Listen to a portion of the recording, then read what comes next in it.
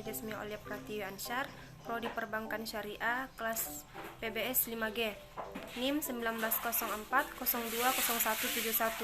Di sini saya sebagai pemateri pertama, dan yang akan saya bahas pada hari ini yaitu ada definisi risiko pasar dan profil risiko pasar. Definisi risiko pasar merupakan kondisi yang dialami oleh suatu perusahaan yang disebabkan oleh perubahan kondisi dan situasi pasar di luar dari kendali perusahaan.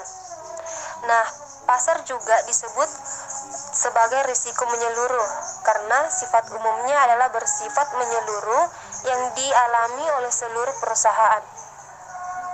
Risiko pasar merupakan hasil dari perubahan harga instrumen, ekuitas, komoditas, surat berharga, pendapatan tetap, dan nilai tukar. Komponen utamanya adalah risiko posisi modal, risiko komoditas, risiko tingkat pengembalian. Nah, masing-masing komponen tersebut mencakup aspek umum dari risiko pasar dan aspek tertentu dari risiko yang berasal dari struktur portofolio di sebuah bank.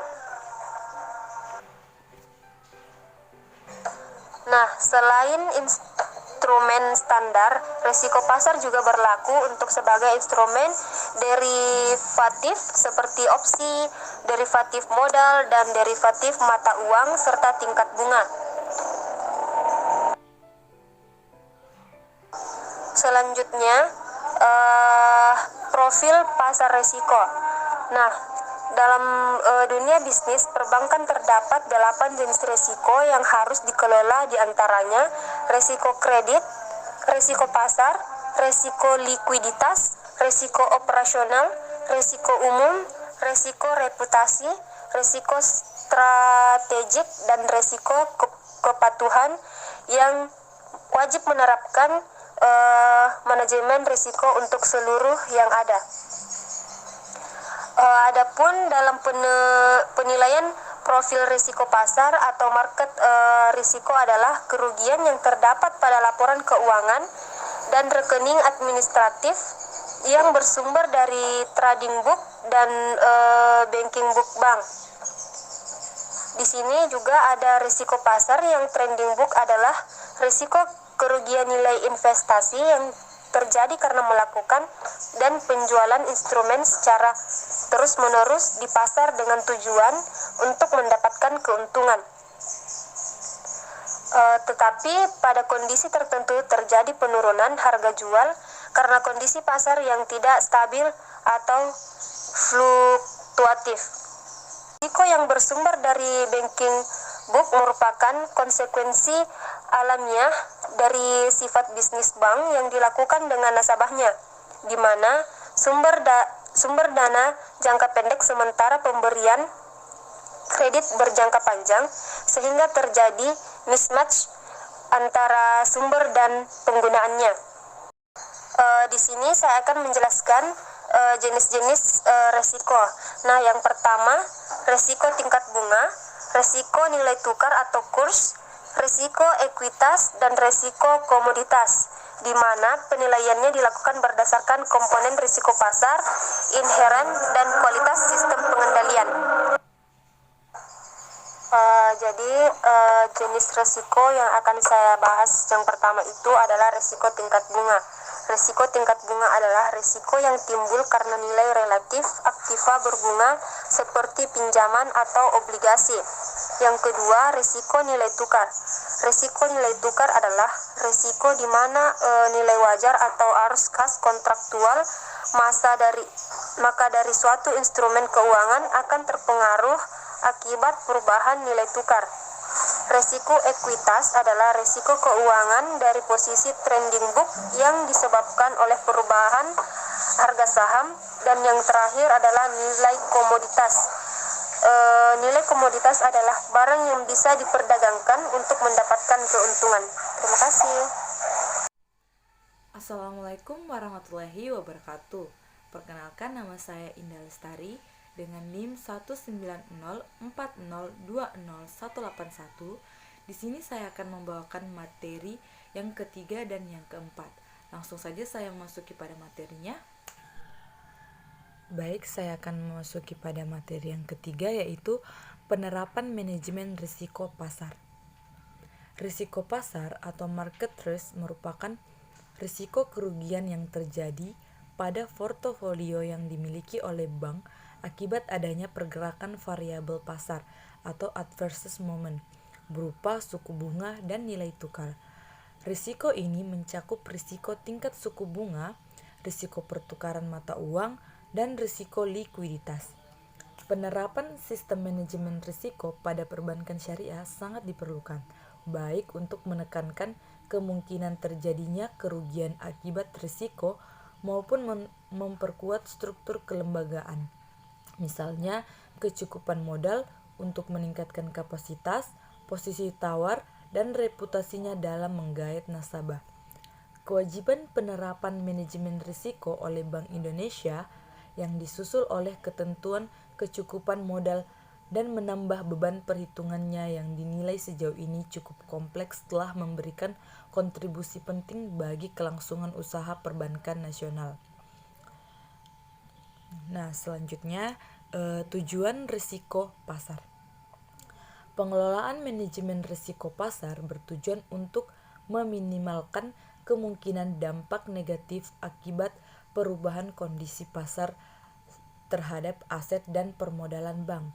Pengelolaan manajemen risiko pasar meliputi pengelolaan risiko suku bunga, risiko nilai tukar, risiko ekuitas, dan risiko komoditas. Pengelolaan manajemen risiko pasar sangat diperlukan bagi perbankan di Indonesia untuk dapat mengantisipasi masalah tersebut dengan melakukan pengembangan secara terus-menerus terhadap model yang telah digunakan sesuai dengan peraturan Bank Indonesia.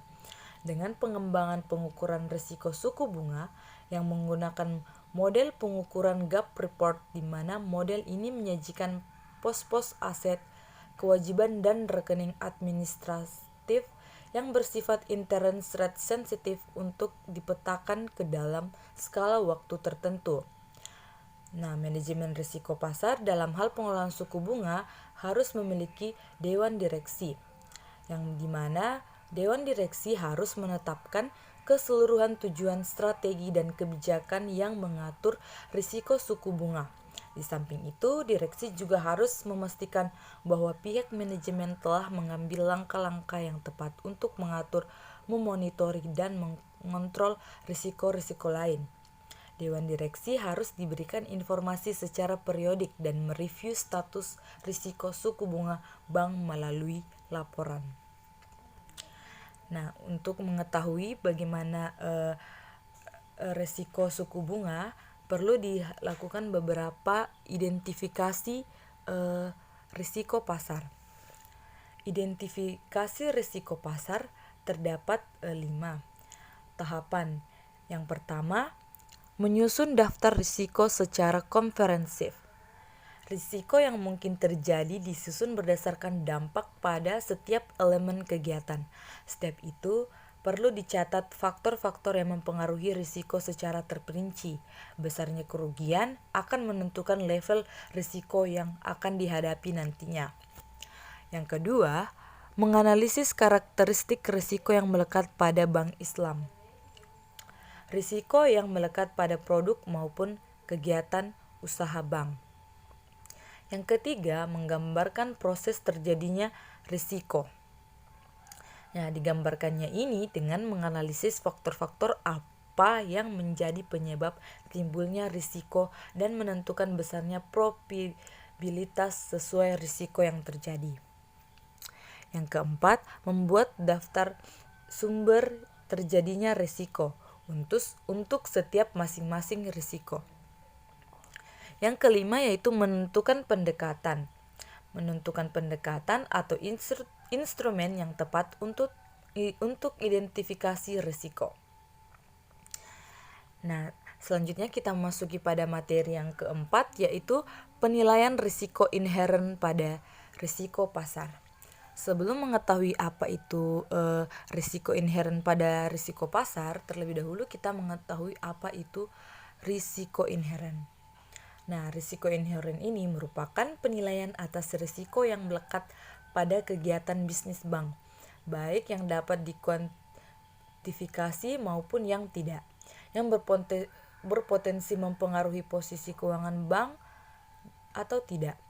Karakteristik risiko inheren bank ditentukan oleh faktor internal maupun eksternal, antara lain strategi bisnis, karakteristik bisnis, kompleksitas produk, dan aktivitas bank. Industri di mana bank melakukan kegiatan usaha, serta kondisi makroekonomi. Nah, penilaian risiko inheren dilakukan dengan memperhatikan parameter indikator yang bersikap kuantitatif maupun kualitatif. Nah, terdapat 5 risiko inheren yang dapat memperlihatkan tingkat kesehatan bank umum. Yang pertama ada peringkat 1 atau low, peringkat 2 low to moderate, peringkat 3 moderate, peringkat 4 moderate high, dan peringkat 5 high. Nah, untuk penilaian risiko inheren pada risiko pasar sendiri meliputi risiko yang ada pada posisi neraca dan rekening administratif, termasuk transaksi derivatif, akibat perubahan dari kondisi pasar, termasuk risiko perubahan harga opsion. Risiko pasar meliputi risiko suku bunga, risiko nilai tukar, risiko ekuitas, dan risiko komoditas. Risiko suku bunga berasal dari risiko trending book maupun posisi bank book. Penerapan manajemen risiko untuk risiko ekuitas dan komoditas wajib diterapkan oleh bank yang melakukan konsolidasi dengan perusahaan anak dalam menilai risiko inheren atau risiko pasar. Parameter atau indikator yang digunakan adalah volume dan komposisi portofolio, kerugian potensial atau potential loss, risiko suku bunga dalam banking book, dan strategi kebijakan bisnis. Nah, itu saja materi yang saya sampaikan. Selanjutnya akan dibawakan oleh rekan saya Nursyala binti Hasbullah. Assalamualaikum warahmatullahi wabarakatuh. Perkenalkan, nama saya Nursyala binti Hasbullah dengan NIM 1904020191. Di sini saya sebagai pemateri kelima. Materi kelima, kualitas penerapan manajemen risiko. Penilaian kualitas penerapan manajemen risiko bertujuan untuk mengevaluasi efektivitas penerapan manajemen risiko bank sesuai prinsip-prinsip yang diatur dalam ketentuan Bank Indonesia mengenai penerapan manajemen risiko bagi bank umum. Penerapan manajemen risiko bank sangat bervariasi menurut skala, kompleksitas, dan tingkat risiko yang dapat ditoleransi oleh bank. Dengan demikian, dalam menilai kualitas penerapan manajemen risiko, perlu diperhatikan karakteristik dan kompleksitas usaha bank. Penilaian kualitas penerapan manajemen risiko merupakan penilaian terhadap 4 aspek yang saling terkait. Aspek pertama terdiri dari tata kelola risiko. Tata kelola risiko mencakup evaluasi terhadap 1. Perumusan tingkat risiko yang akan diambil dan toleransi risiko. Dan yang kedua, kecukupan pengawasan aktif oleh Dewan Komisaris dan Direksi termasuk pelaksanaan kewenangan dan tanggung jawab Dewan Komisaris dan Direksi. Aspek kedua, kerangka manajemen risiko. Kerangka manajemen risiko mencakup evaluasi terhadap 1. Strategi manajemen risiko yang searah dengan tingkat risiko yang akan diambil dan toleransi risiko. Kedua, kecukupan perangkat organisasi dalam mendukung terlaksananya manajemen risiko secara efektif termasuk kejelasan wewenang dan tanggung jawab. Dan yang ketiga, 39 kecukupan kebijakan, prosedur, dan penetapan limit. Aspek ketiga, proses manajemen risiko, kecukupan sumber daya manusia, dan kecukupan sistem informasi manajemen. Proses manajemen risiko, kecukupan sumber daya manusia dan kecukupan sistem informasi manajemen risiko mencakup evaluasi terhadap 1. Proses identifikasi, pengukuran, pemantauan, dan pengendalian risiko. Kedua, kecukupan sistem informasi manajemen risiko.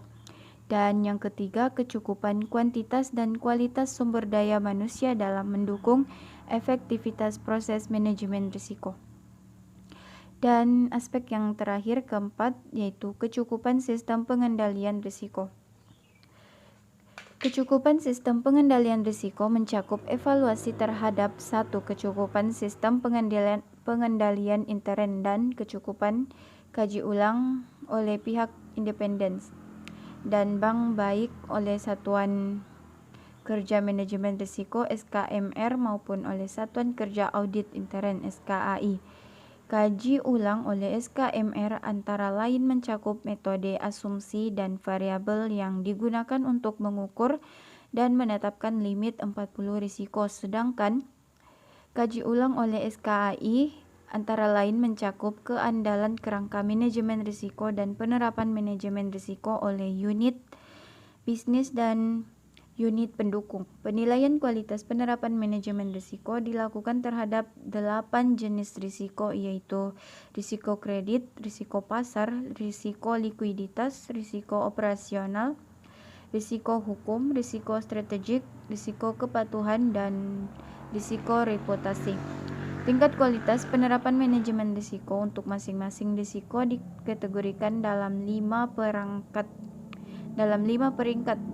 yakni peringkat 1 strong, peringkat 2 satisfactory, peringkat 3 fair, peringkat 4 marginal, dan peringkat 5 unsatisfactory. Itu saja, terima kasih.